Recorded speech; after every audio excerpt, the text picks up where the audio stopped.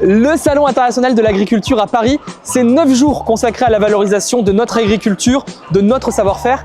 C'est plus de 1000 exposants et 600 000 visiteurs. Bon, là ça se voit pas encore, mais ça fait du monde. Là ça se voit.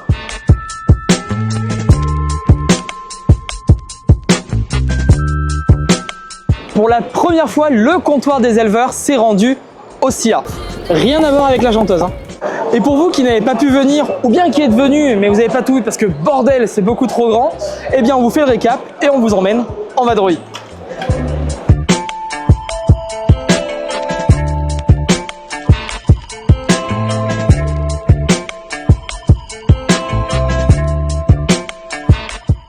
Alors je vous présente Houppette, qui est la vache égérie du Salon de l'Agriculture 2025 et qui ici est une véritable star. Il y a la gourde Houppette, la tasse Houppette, le t-shirt Houppette, la peluche Houppette et même le serre-tête Houppette. Mais surtout, elle est la fière représentante de la race limousine. Aujourd'hui en 2025, on retrouve cette race dans à peu près 80 départements en France, ce qui en fait la deuxième race de vache allaitante sur tout le pays. Et surtout, elle s'est exportée à l'international. On en trouve aux États-Unis, en Pologne, au Portugal, au Mexique, en Argentine. Bref, le monde entier connaît la limousine. Cette année, c'est la race à l'honneur, la limousine ici au salon. Pourquoi elle mérite d'être à l'honneur, cette race?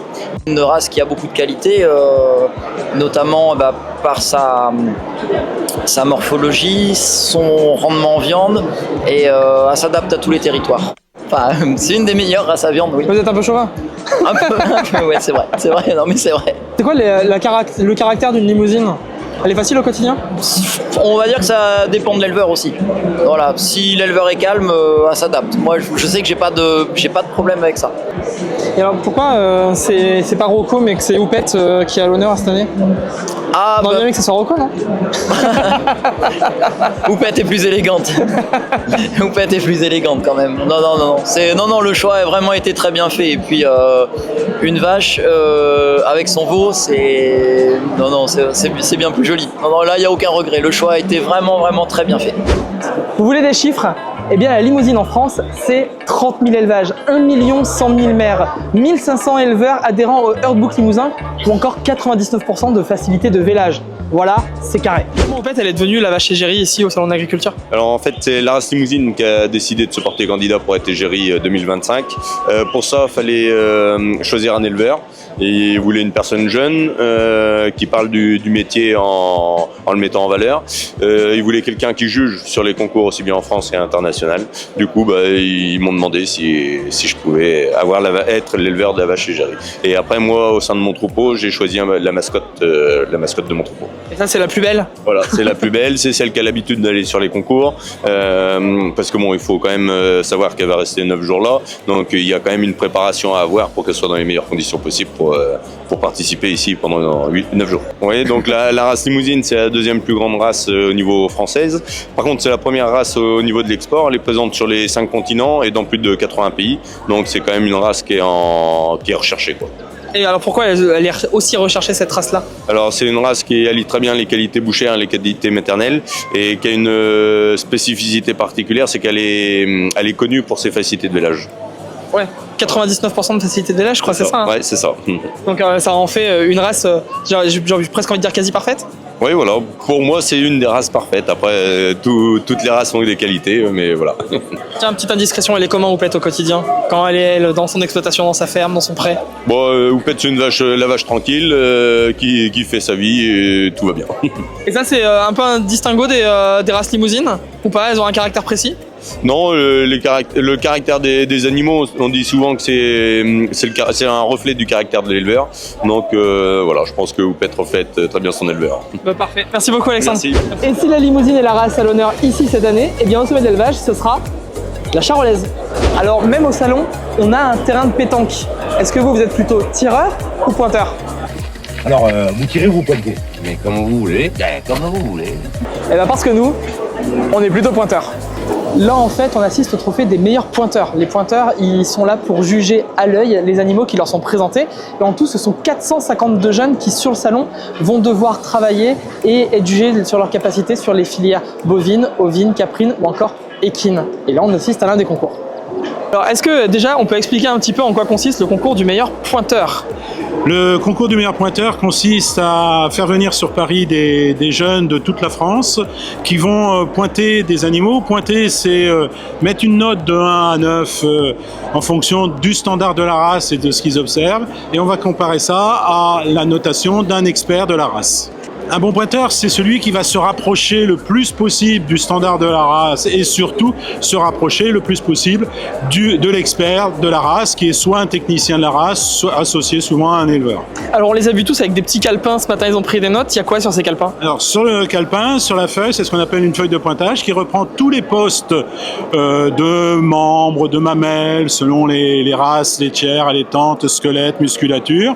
Et ils ont une grille avec tous les postes de la mamelle, tous les postes du développement musculaire, tous les postes du développement squelettique, et ils doivent mettre la note de 1, cocher la note de 1 à 9. Et alors du coup ça sert à quoi aujourd'hui de former des bons pointeurs? Alors, il y a, je dirais, plusieurs points. Il y a déjà au niveau des exploitations, quand le jeune il est sur son exploitation, il s'installera, il fera des choix de taureaux. Et ce qui est intéressant, c'est de choisir, de voir la qualité et les points forts, les points faibles de ces femelles de son élevage. Et il choisira les taureaux en fonction des points faibles pour les améliorer sur sa vache. Et deuxième point, ces jeunes peuvent être repérés par les organisations de sélection pour intégrer les équipes de pointeurs. On voit beaucoup de jeunes pointeurs dans les OS, organisations de sélection, qui participent à la mise en valeur de la race dans les différents départements.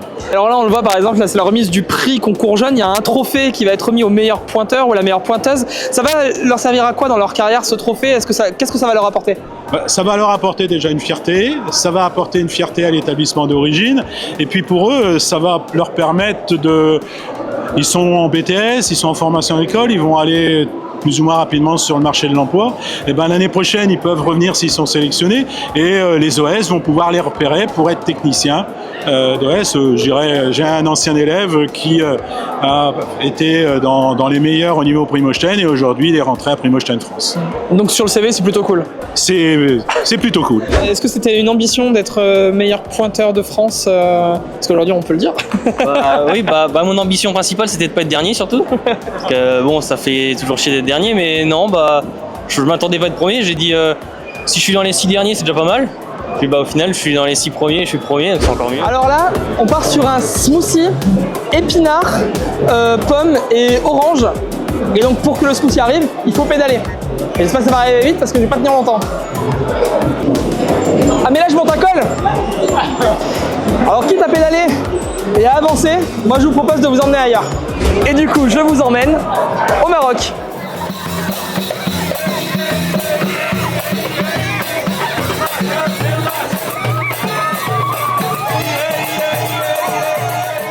Le Maroc, c'est le pays à l'honneur cette année au Salon de l'Agriculture, mais également au Sommet de l'Élevage 2025. Il faut dire que le Maroc et la France sont deux grands partenaires commerciaux, notamment sur les produits agricoles. Noureddine, nous on découvre le Maroc. J'aimerais bien que vous nous le fassiez découvrir un petit peu, notamment sur le plan de l'élevage. Au Maroc, qu'est-ce qu'on élève? Quelle bête? Quelle race? L'élevage, on a de l'élevage bovin laitier, de l'élevage bovin viande, et puis l'élevage ovin avec des races locales très intéressantes. C'est des races qui sont bien sélectionnées et ils ont des performances zootechniques donc très importantes. On a le caprin aussi, on a aussi tout ce qui est les équidés et puis bien sûr les chameaux, c'est les dromadaires notamment. Alors, pour ce qui est de l'élevage bovin laitier que je connais très bien, on a surtout de la race Holstein et de la race Montbéliard et un petit peu autour de peut-être 15% de la race locale. Et l'agriculture, ça compte au Maroc puisque ça représente environ 13% du PIB national et même plus, ça représente 39% des emplois dans le pays. Alors justement, est-ce qu'il y a quelque chose que les éleveurs français peuvent piocher chez les éleveurs marocains et ramener chez nous en France des bonnes idées, des bonnes pratiques? On en a, c'est surtout dans notre sens, parce que déjà lorsqu'on parle de production de viande, nous au Maroc on n'a pas de race à viande. Mais on a fait ça sur disons, avec l'importation de semences des races à viande, notamment de France. C'est pour le charolais, le limousine et puis d'autres races, le blanc, bleu, belge de la Belgique, et pour faire des croisements industriels. Et c'est comme ça qu'on a un peu, comment dirais-je, développé une activité viande bovine au Maroc. Parce que sinon, on n'a pas de race propre. Ok. Donc, c'est les éleveurs français, ils vont voir leur spécimen de race viande au Maroc. Merci Norémine. Bonjour. Bonjour. Peux goûter un bout? Vas-y, je t'en prie, avec plaisir. C'est quoi? Ça c'est sympa. Ça c'est sympa. C'est sympa. Ça c'est sympa. Ouais, c'est sympa. C'est sympa. Je suis fromager de métier, technologue du lait maintenant on dit. Puis j'aime bien faire un alpage. J'essaie de garder ces traditions qu'on a. C'est du savoir-faire de génération en génération. Mon papa m'a transmis ce métier, sa passion. Je suis là aujourd'hui. Bah, c'est chouette. Qu'est-ce que tu es en train de nous préparer ici? Alors là, on fabrique un gruyère pour la démonstration, puis un vacherin fribourgeois. Et là, on est en train de chauffer la masse qu'on a décaillée, former un grain pour après former le fromage. Ok. Et alors du coup, c'est quoi les différentes étapes pour faire un gruyère? Ça passe par quoi et notamment ce que tu peux nous montrer aujourd'hui? Alors le matin, on commence par chauffer à 31 degrés le lait et on ajoute des cultures, des ferments lactiques. C'est une sélection de bactéries qui va donner du goût et faire l'acidification dans le fromage. Une fois à 31 degrés, on va mettre de la présure. C'est ce qui permet de coaguler le lait. Ça provient de la caillette du veau. Et on va laisser poser ce lait sans le bouger, ce qu'on a fait juste avant là, sans le bouger, pour que ça vienne une masse. Ça passe d'état liquide à solide. Voilà. Okay.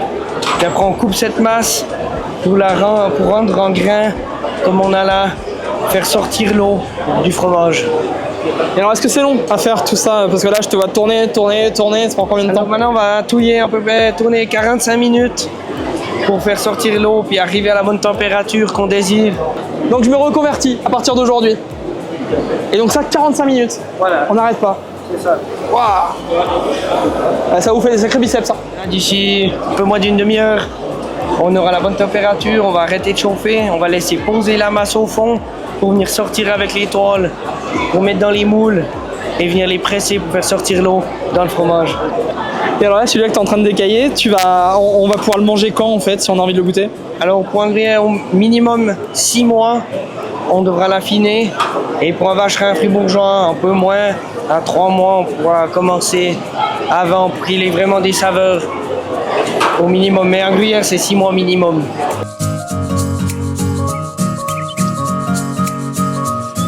Et surtout manger 5 fruits et légumes par jour, ou un peu plus, c'est important. Pour toi, c'est quoi le flexitarisme? Pour moi, c'est un peu le choix de manger comme on veut, manger surtout de bonne provenance, de savoir d'où vient ce qu'on mange, etc. C'est ça, ouais, le choix de ce que j'allais manger, de ce qu'il y a dans mon assiette, quoi. Le flexitarisme, c'est manger moins de viande. Et voilà. Enfin, il y a végétarien, il y a vegan, et puis flexitarien. Pas de produits genre animal, genre du lait, œufs. Manger moins, mais manger mieux. Non? Ah, c'est une bonne définition. Ça. Une bonne définition. Manger. Le flexitarien, c'est pas un mec qui va flex devant ses potes. Non. Le flexitarisme, en fait, c'est une pratique alimentaire qui consiste à consommer de manière raisonnée de la viande ou du poisson. On va essayer d'en savoir un petit peu plus. Aujourd'hui, là, on voit qu'il y a un stand Flexi Crush, un stand sur le flexitarisme ici au Salon de l'Agriculture. Pourquoi le flexitarisme a une place aussi importante? Pourquoi il mérite d'avoir cette place? Parce que le flexitarisme, c'est manger de tout. Et c'est justement, en ce qui nous concerne, c'est une alimentation équilibrée de la viande, mais aussi des légumes. Et chacun fait ce qui lui plaît. Ce qui est important, c'est de se faire plaisir. C'est tout l'intérêt du flexitarisme, c'est chacun fait à sa façon. Et l'important, nous, ce qu'on prône, c'est surtout le mieux. C'est mieux consommer. Et dans le mieux, on peut y mettre plein de choses. Dans le mieux, c'est une viande française, bien sûr. Ouais. C'est une viande avec nos races locales, diverses et variées. Le mieux, c'est l'alimentation. C'est la ferme France, c'est un élevage herbagé, ce qui n'est pas fait ailleurs. La ferme France, c'est justement des animaux conformés. C'est derrière aussi toute une filière, un modèle d'abattage sérieux, une traçabilité. On aimerait bien qu'il y ait un partout comme ça. Aimez la viande, mangez-en mieux, naturellement flexitarisme. Mais aimez la viande, je dirais aimez la viande française, mangez-en mieux, et dans le mieux il y a tout ce que je vous ai dit, hein, l'élevage, la qualité de la viande et tout ça. Et je crois qu'on est en plein dedans, quoi. Et ben regardez sur qui on est tombé, sur Pauline Garcia, alias Eto Diversité. Comment ça va, Pauline? Ben, ça va, en fait je me suis trompée de salon parce que normalement il me semble que je suis de nouveau ambassadrice et je pense que je me suis trompée de salon, il fallait que j'aille au sommet de l'élevage, mais je me suis dit tiens il y a un salon ici à Paris, pourquoi pas. Et alors comment il se passe ce salon ici à Paris? Ben justement écoute, ça se passe bien, des conférences sur le bien-être animal, donc aujourd'hui, demain, une ambiance très festive. Là j'étais chez les Landais, ils m'ont offert une magnifique casquette. Oui, j'allais dire, t'as changé de région là. Oui, je représente quand même le Cantal avant tout. Mais là, j'ai eu ce petit cadeau, ce petit présent, et comme je suis une fan de casquettes, voilà, j'apprécie. On te verra sur le sommet de l'élevage, quoi qu'il arrive en 2025. Oui, j'y serai. J'ai hâte d'y être et on réserve de magnifiques surprises au sommet de l'élevage pour cette année. C'est ce que j'allais te demander, parce que l'année dernière, il y avait déjà des petites choses qui s'étaient mises en place. On vise encore plus haut cette année? Ah, mais l'année dernière, c'était là. Cette année, c'est au-dessus du ciel, quoi. Voilà, retenez la promesse. Au-dessus du ciel, le sommet de l'élevage. Et ben ravi de te voir du coup en octobre chez nous à Cournon d'Auvergne. Merci Pauline. Avec plaisir. Et ben le SIA c'est fini pour nous. Nous on va profiter encore un tout petit peu de la fête. J'espère que ça vous a plu et on va se retrouver très vite pour de nouvelles aventures. D'ici là, n'oubliez pas de vous abonner sur le comptoir des éleveurs. À très vite.